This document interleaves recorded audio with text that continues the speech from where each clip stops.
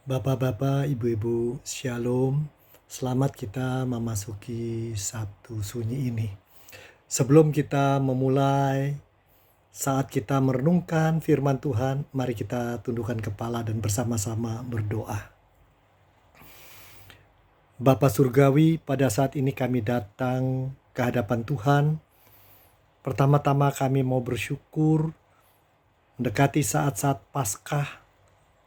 Kami mengalami penderitaan, mengalami keadaan tidak menentu, banyak kehilangan, dan banyak kegalauan.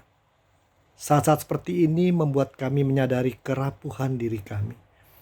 Dan bersama air mata, kami rasakan juga betapa banyak yang sudah kami lakukan jauh dari kehendak Tuhan. Sebagai pribadi, sebagai keluarga, sebagai bangsa, bahkan sebagai umat manusia. Tuhan, apa yang terjadi ini menolong kami belajar mengenai kasih-Mu, kuasa-Mu, dan kehidupan ini milik Tuhan. Dan saat ini kami mohon Tuhan, mau sentuh kami tiap orang saat ini, walaupun kami tidak berjumpa muka dengan muka, supaya kami mendapatkan ketenangan untuk merenungkan firman Tuhan. Dan apapun yang kami rasakan saat ini, di Sabtu Sunyi ini, kami boleh mendapatkan hal yang indah dari Tuhan. Dan kami boleh melanjutkan kehidupan kami dengan harapan dan syukur yang terus bertambah. Ubahkan kami hari demi hari, supaya kami menjadi orang-orang yang Tuhan kehendaki. Dan semua yang tidak bersama kami yang kami cintai, sanak saudara, anak, orang tua, bahkan mungkin pasangan, dimanapun mereka ada. Kami percaya Tuhan Yesus dengan kuasa tidak akan biarkan mereka sendiri. Bapa, kami ingat banyak orang tidak seberuntung kami, tilik mereka, ganti kami. Dan saat ini sekali lagi Tuhan, biarlah kami diberkati oleh firman-Mu saja. Kami mohon ini karena Tuhan Yesus Juru Selamat kami. Amin. Saudara, untuk Sabtu Sunyi ini, nama lainnya orang panggil juga Sabtu Suci. Saya mengajak Anda membuka kitab Injil Markus pasal 15 ayat 42 sampai 47. Markus 15 ayat 42 sampai ayat ke-47. Sementara itu hari mulai malam dan hari itu adalah hari persiapan, yaitu hari menjelang Sabat. Karena itu Yusuf orang Arimatea, seorang anggota majelis besar yang terkemuka, yang juga menanti-nantikan kerajaan Allah, memberanikan diri menghadapi Pilatus dan meminta mayat Yesus. Pilatus heran waktu mendengar bahwa Yesus sudah mati. Maka ia memanggil kepala pasukan dan bertanya kepadanya, apakah Yesus sudah mati? Sesudah didengarnya keterangan kepala pasukan, ia berkenan memberikan mayat itu kepada Yesus, kepada Yusuf. Yusuf pun membeli kain lenan. Lalu ia menurunkan mayat Yesus dari salib dan mengapaninya dengan kain lenan itu. Lalu ia membaringkan dia di dalam kubur yang digali di dalam bukit batu. Kemudian digulingkannya sebuah batu ke pintu kubur itu. Maria Magdalena dan Maria ibu Yoses melihat di mana Yesus dibaringkan. Demikian firman Tuhan yang kita baca hari ini. Saudara-saudaraku, kita berjauhan, kita tidak tatap muka, tapi saya yakin pada saat ini Tuhan tidak pernah biarkan kita betul-betul terpisah. Karena perasaan keterhubungan kita, roh dengan roh yang Tuhan sudah persatukan, masih akan berlangsung. Tapi apa yang Anda rasakan? Ada di antara kita barangkali kehilangan pekerjaan, ada yang mengalami sakit, terpisah dari orang dikasihi, mungkin anak jauh dari kita, atau kakak dan adik membawa banyak kekhawatiran. Tetapi saudaraku, pada saat ini marilah kita duduk hening sejenak, memikirkan makna Sabtu Sunyi ini.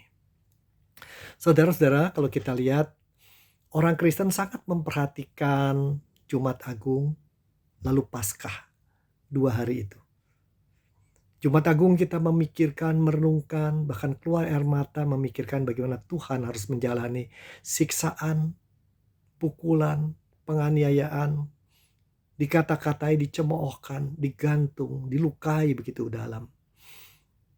Itulah saat kita mengingat penderitaan sampai kematian dia. Itu Jumat Agung. Paskah kita ingat kebangkitan, bahwa kematian tidak bisa menahan Tuhan kita. Kuasa Tuhan begitu besar dan kasih-Nya melebihi apapun juga. Dan keselamatan dan penebusan yang diberikan pada kita tidak bisa dikatakan cukup oleh kata-kata manusia untuk dirumuskan dan dipahami. Di antara kedua hari besar yang kita selalu rayakan, saudaraku, sebenarnya apakah Sabtu Sunyi atau orang lain menyebutnya Sabtu Suci? Saudara-saudara, untuk membicarakan itu, menggali maknanya, saya mengajak Anda melihat 3 ayat daripada apa yang kita baca. Yang pertama kalau kita lihat itu di ayat yang ke-46 tadi, saudaraku. Dikatakan Yusuf pun membeli kain lenan, kemudian yang menurunkan mayat Yesus dari salib, mengapaninya dengan kain lenan itu, lalu membaringkan ia di dalam kubur yang digali di Bukit Batu. Saudara-saudaraku, kalau kita pikir, kita tahu Tuhan Yesus itu adalah pada waktu itu guru, seorang yang luar biasa yang punya banyak pengikut, yang membuat imam-imam dan ahli agama risau melihat pengaruhnya. Dia punya murid-murid yang begitu mencintai dia. Belum lagi ada sekian ratus orang yang sungguh-sungguh mau berbakti bagi dia dan lain-lain. Namun kita baca hari ini, setelah Tuhan Yesus disalib dan dibunuh, kemana murid-murid itu berada? Hanya dicatat ada 2 wanita melihat dari kejauhan. Saudaraku, di mana mereka? Mereka terserak, tersembunyi. Pada saat seperti itu, entah tuduhan pada Tuhan Yesus itu benar atau salah, tidak ada orang yang mau menunjukkan dirinya bahwa dia terlibat, dekat, atau berpihak pada Tuhan Yesus. Ini menyedihkan, tapi itu kenyataan. Sehingga ketika ia mati pun, mayatnya tergantung sendiri di salib. Dan itu yang dikehendaki oleh imam besar dan ahli-ahli agama. Kalau pimpinan seperti Tuhan Yesus, seorang guru diangkat, dibunuh, terseraklah, kucar-kacirlah pengikutnya. Dan itu mereka inginkan. Yang tersisa jadi hanya jenazah yang tergantung. Saudaraku, ayat ini menunjukkan kesendirian, ditinggal, tidak ada yang mau dekat. Itu kenyataan di dalam hidup, bisa terjadi dengan banyak orang. Tuhan pun mengalami seperti itu untuk kita. Itu hal pertama. Sabtu Sunyi mengingatkan kita kepada kesendirian. Murid pun mungkin masa sendirian saat itu. Tidak ada lagi gurunya. Tapi ada hal kedua. Hal kedua itu kita lihat di dalam ayat ke-43. Dikatakan sana Yusuf orang Arimatea itu seorang anggota majelis besar yang terkemuka, yang juga menanti-nantikan kerajaan Allah. Dia memberanikan diri menghadapi Pilatus dan meminta jenazah Tuhan Yesus. Di bagian lain di dalam Injil Yohanes dikatakan bahwa dia sudah sembunyi-sembunyi sudah lama sebenarnya menjadi pengikut Tuhan Yesus. Tokoh inilah yang menurunkan jenazahnya, menguburkannya, membeli kain lenan dan seterusnya. Apa yang digambarkan di sini? Kita ingat setelah Tuhan Yesus yang berkuasa, topan air badai bisa berhenti dengan kata-katanya. Orang mati hidup kembali, orang sakit disembuhkan. Tapi pada saat ini muncul, digambarkan bukan sebagai sosok yang berkuasa, tetapi sebagai jasad yang hanya tergantung. Allah yang tergantung daripada kebaikan dan keberanian orang seperti Yusuf Arimatea melakukan sesuatu baginya. Seakan-akan kuasa diganti ketidakberdayaan. Tetapi ayat ini juga menunjukkan di dalam Sabtu Sunyi ini ada orang-orang yang Tuhan izinkan, seperti Yusuf Arimatea, melakukan sesuatu bagi Tuhan. Walaupun dia tidak mengerti banyak tentang Tuhan, walaupun itu ada resikonya, tetap dia melakukan sesuatu. Ada orang-orang yang Tuhan mau izinkan melayani dia. Hal ketiga ada di dalam ayat 46. Lalu Yusuf itu membaringkan dia di dalam kubur yang digali di dalam bukit batu. Di bagian-bagian lain Injil katakan itu kuburan baru yang belum pernah dipakai. Jadi ini adalah bukan barang bekas. Tapi kemudian dikatakan digulingkan sebuah batu ke pintu kubur itu. Hal ketiga ini di dalam Sabtu Sunyi mengajak kita berpikir dan merenungkan. Kehadiran sebuah batu besar di pintu menunjukkan keterpisahan antara yang mati dan yang masih hidup. Keterpisahan dunia orang yang masih melanjutkan perjalanan hidup dengan dunia kematian. Jadi kesendirian, ketidakberdayaan, keterpisahan, inilah 3 warna. Warna kelam yang menggambarkan Sabtu Sunyi. Namun saudaraku, sebenarnya ada hal yang keempat. Inilah barangkali kita harus bicarakan, yang justru tidak diungkapkan secara eksplisit di dalam kitab Injil. Apa yang tidak dipaparkan itu adalah kondisi murid-murid yang 11 orang dengan orang-orang yang dekat dengan Tuhan.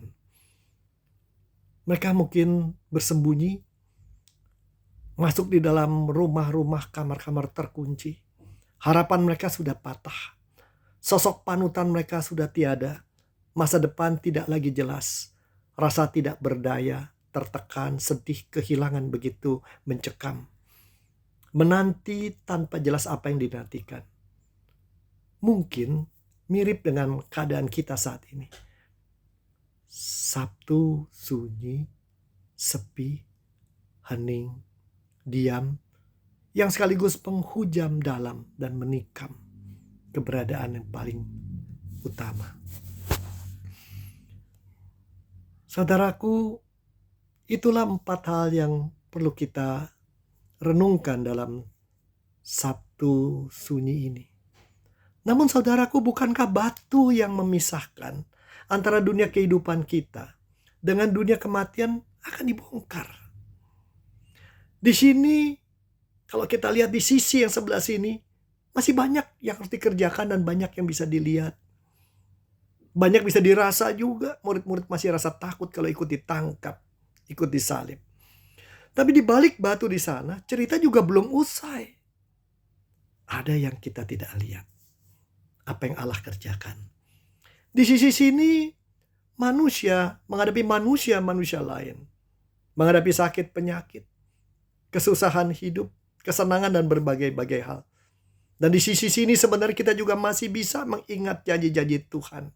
Janji yang diberikan sejak dulu kala. Dan yang kita nantikan pemenuhannya. Di sisi sana, jangan biarkan pikiran kita hanya mengingat jenazah yang terbaring sendiri. Di balik apa yang tidak kita lihat, Roh Tuhan sedang bekerja. Memulihkan, memenuhi semua yang direncanakan, mendamaikan umat manusia dengan dirinya. Saudara, kini dalam Sabtu Sunyi, maukah Anda dan saya masuk di dalam keheningan, mengakui rasa tidak berdaya kita, rasa perlu ditolong, dan sedihnya terpisah dari hal-hal yang berharga, bahkan dari orang-orang yang kita paling rindukan.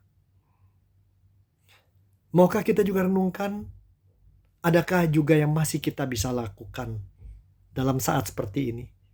Lakukan buat Tuhan seperti yang dilakukan Yusuf Arimatea. Dan yang terpenting, adakah harapan akan janji-janjinya masih kita pegang dan terus kita gunakan menghadapi hidup selanjutnya. Maukah Anda pikirkan janji-janji mana yang Ia pernah tawarkan pada Anda? Tuhan berkati, Tuhan lindungi keluarga Anda. Tuhan dengarkan suara Anda yang terdalam, yang tidak diungkapkan dalam kata-kata. Tuhan berkati Anda. Amin.